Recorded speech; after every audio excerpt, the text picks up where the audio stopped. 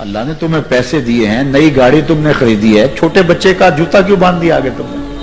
جوتا باندھنے سے اگر یہ ایکسیڈنٹ سے, حادثے سے گاڑی بچ سکتی ہوتی ہے تو پھر پاکستان کے جتنے پی آئی اے کے جہاز ہیں سب پر باندھ دینا چاہیے, سب پہ جوتے لٹکے ہوئے ہیں.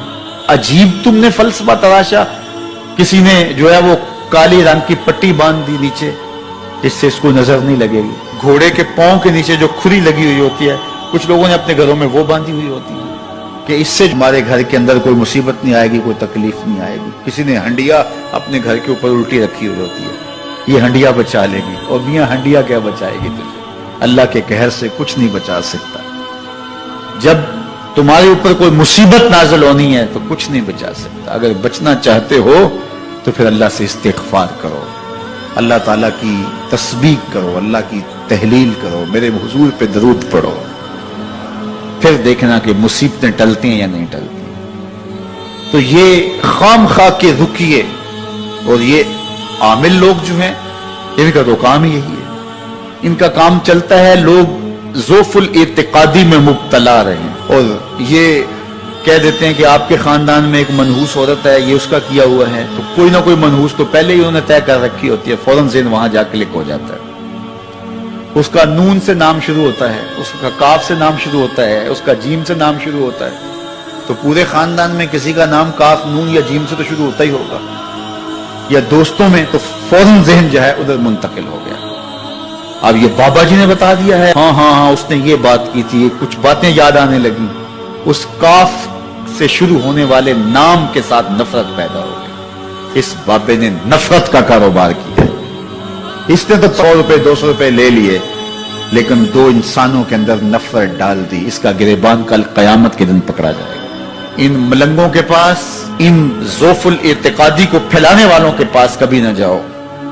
تمہیں مصیبت پڑی ہے, تمہیں لگ رہا ہے کہ شاید میرے اوپر جادو ہے, تو پڑھو نا سورہ بقرہ, جادو جڑ سے اکھڑ جائے گا. 40 دن اپنے گھر میں سورہ بقرہ پڑھو, برکت ہوگی.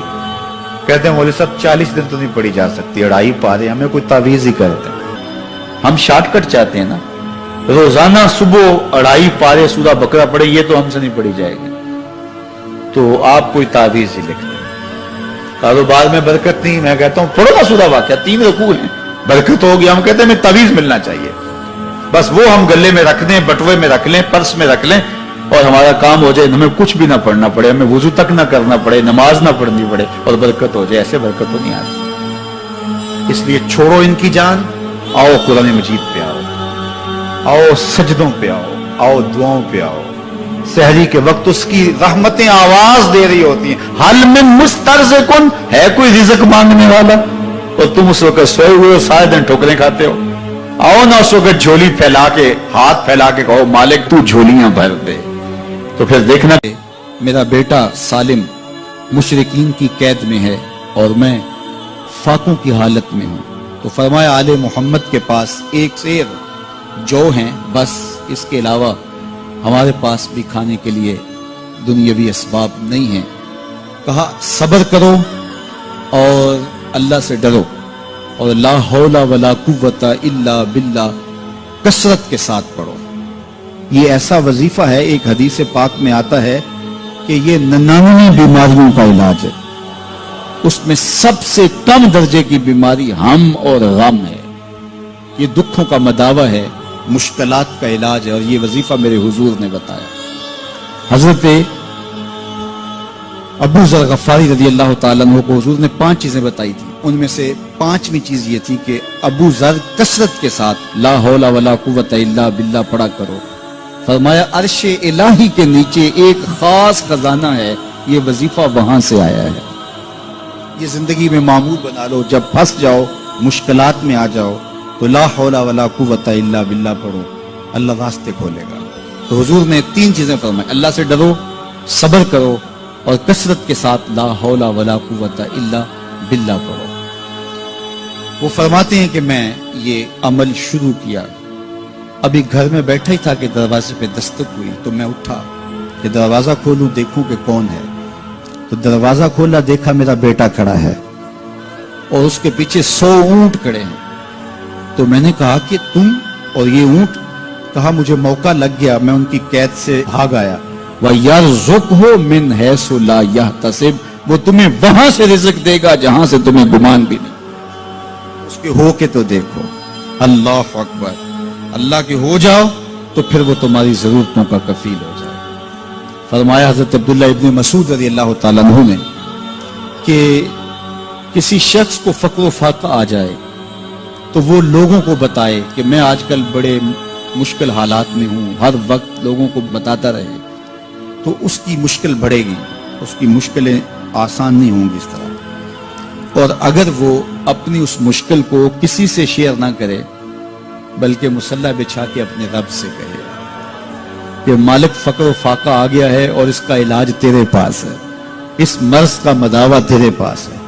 تو حضرت عبداللہ ابن مسعود فرماتے ہیں کہ رسول کریم نے فرمایا جلد یا بدیر اللہ اس کو مالا مال فرما دے. یہ بھی کبھی کر کے دیکھو, مشکل آ جائے, فاقہ آ جائے. اور قرآن مجید کا دل سورہ یاسین ہے. جس نے ایک مرتبہ سورہ یاسین کی تلاوت کی اللہ 10 مرتبہ قرآن پڑھنے کا ثواب عطا کرے.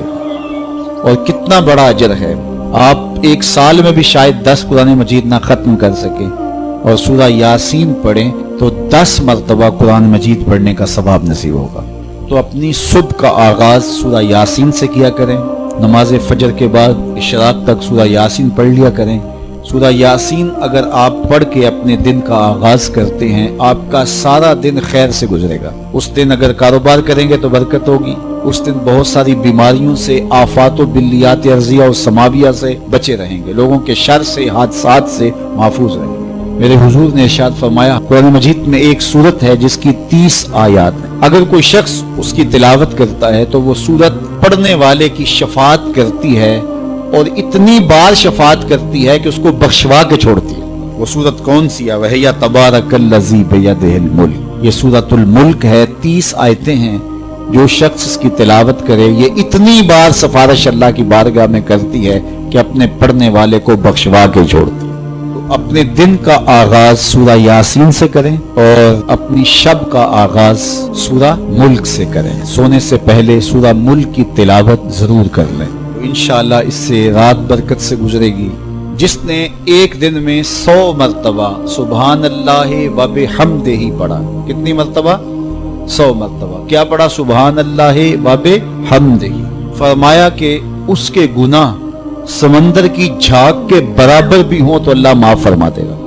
تو یہ اپنے وظائف میں شامل کر لیجئے سبحان اللہ و بحمدہ. اور حدیث بخاری ہے کہ 2 کلمے ایسے ہیں جو اللہ کو محبوب ہیں اور زبان پر مشکل نہیں, زبان پر بڑے آسان ہیں, اور جب میزان پہ رکھے جائیں گے تو پلڑے کو جھکا دیں گے, بڑے بھاری ہیں میزان پہ. وہ 2 کلمے یہی ہیں سبحان اللہ و بحمدہ سبحان اللہ العظیم. تو اگر اس کو 100 مرتبہ روزانہ پڑھے تو سمندر کی جھاگ کے برابر بھی گناہ ہو تو اللہ معاف فرما دیتا. اللہ فرماتا ہے ما یفعل اللہ بعذابکم, وہ تمہیں عذاب دے کے کیا کرے گا. ذرا لہجہ دیکھیے, ذرا انداز. ما یفعل اللہ بعذابکم, وہ تمہیں عذاب دے کے کیا کرے گا. تم اس کی مخلوق ہو, اپنے دستے قدرت سے اس نے تمہیں بنایا ہے, تو وہ تمہیں عذاب دے کے کیا کرے گا. اس کی ضرورت نہیں ہے کہ تمہیں عذاب دے, نہ اس کی چاہت ہے کہ تمہیں عذاب دے. کوئی خود چھلانگے لگائے تو اس کی مرضی. فرمایا کہ ما یفعل اللہ بعذابکم, وہ تمہیں عذاب دے کے کیا کرے گا. ان شکرتم و آمنتم, اگر تم شکر ادا کرو اور ایمان لاؤ تو وہ تو قدردان ہے جو کوئی اس کا شکر کرتا ہے اور جو اس پر ایمان لاتا ہے. تو اللہ اس کے لیے عذاب نہیں رکھا, اس کے لیے رحمتیں رکھی ہوئی ہیں.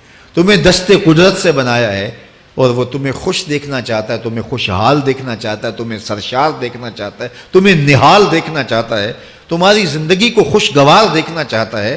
تم نے اپنے آپ کو خود اپنے اعمال کی وجہ سے مصیبتوں میں ڈالا ہے, تو کہا شکر کرنے کی عادت ڈال لو, دیکھنا پھر اللہ تعالیٰ جل شانہ کی رحمتیں تمہارے اوپر کس طرح اترتی ہیں, اس کی نوازشیں تمہارے اوپر کیسے برستی ہیں.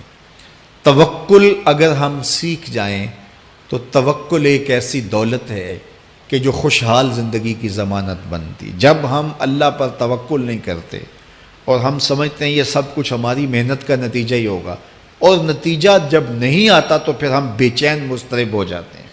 اور جب ہم اس پہ توکل کر لیں تو پھر ہمارا صرف اتنا ہی کام ہے کہ میاں ہم یہ کام کر رہے ہیں، بس یہ حکم، ہم بیج بو رہے ہیں، بس یہ حکم ہے اور بو رہے ہیں، باقی اس پہ بھروسہ ہے، یہ کام اس کا ہے کہ اس نے اس کو اگانا ہے، اس کے اوپر پھل لگانے ہیں۔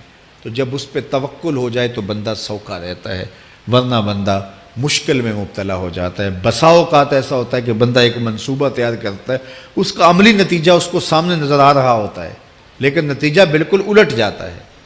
سید علی المرتضیٰ فرماتے ہیں میں نے اپنے ارادوں کی شکست سے ہی اپنے رب کو پہچانا ہے، کہ میں ایک منصوبہ تراشتا ہوں کہ یہ اور یوں ہوگا اور وہ ہونا چاہیے، لیکن نتیجہ وہ نہیں آتا، تو کوئی طاقت ہے اس کا جو نتیجہ بدل دیتی ہے۔ تو بندہ اس طاقت پہ یقین کرتے، اس پہ توکل کر کے جو ہے وہ اس پہ بھروسہ کر لے تو زندگی سوکھی ہو جاتی ہے۔ مغرب میں جو اللہ پر یقین نہیں رکھتے وہ خودکشی کر لیتے ہیں کہ یہ کیوں ہو گیا، ایسا نہیں ہونا چاہیے تھا، لیکن ہم خودکشی اس لیے نہیں کرتے، ہم کہتے ہیں میرا رب جس طرح چاہے اس طرح ہی ہوتا ہے، جو اس نے طے کیا ہوا ہے وہ کر کے رہتا ہے، اس لیے تم اس پہ توکل کر لو اور اس پہ بھروسہ کرو۔ حضور علیہ الصلوۃ والسلام نے فرمایا لو انکم توکلون علی اللہ حق توکلہ، اللہ پر توکل کرنے کا جو حق ہے اگر تم وہ ادا کر دے تو فرمایا اللہ تمہیں ایسے رزق عطا کرے جیسے پرندوں کو عطا کرتا ہے۔ ہمارا تو کاروبار ہے، یہ فیکٹری ہے، یہ دکان ہے، یہ ہماری نوکری ہے، ہم نے یہاں سے کمائی کرنی ہے۔ پرندوں کا کوئی کاروبار نہیں ہوتا، کوئی نوکری نہیں ہوتی، کوئی ٹھیا، کوئی اڈا نہیں ہوتا جہاں جا کے انہوں نے رزق کے لیے کوئی آغاز کرنا ہوتا ہے، بلکہ حضور نے فرمایا تغدو خماسا وتروح بطانا، جب وہ صبح گھر سے نکلتے ہیں تو خالی پیٹ نکلتے ہیں اور انہیں کوئی اپنی منزل کا تعین نہیں ہوتا، جدھر خیال آیا اڑ گئے ادھر، لیکن کبھی ایسا نہیں ہوا کہ شام کو خالی پیٹ واپس آئے ہوں، کہا وہ پیٹ بھر کے آتے ہیں۔ باہو بولے بن توکل پنچھی اڑ دے، خرچ نہ پلے زیرا ہو، جب گھر سے اڑتے ہیں تو ان کے پلے نہ کوئی خرچ ہوتا ہے، نہ راس المال ہوتا ہے، نہ کوئی اوزار ہوتے ہیں، نہ کوئی ہتھیار ہوتے ہیں، کچھ بھی نہیں ہوتا، یوں ہی گھر سے نکلتے ہیں، کبھی بھی خالی پیٹ نہیں آئے۔ فرمایا اگر اللہ پہ پرندے توکل کر لیں تو اللہ اسے بھی عطا کرتا ہے، تم توکل کرو گے تو تم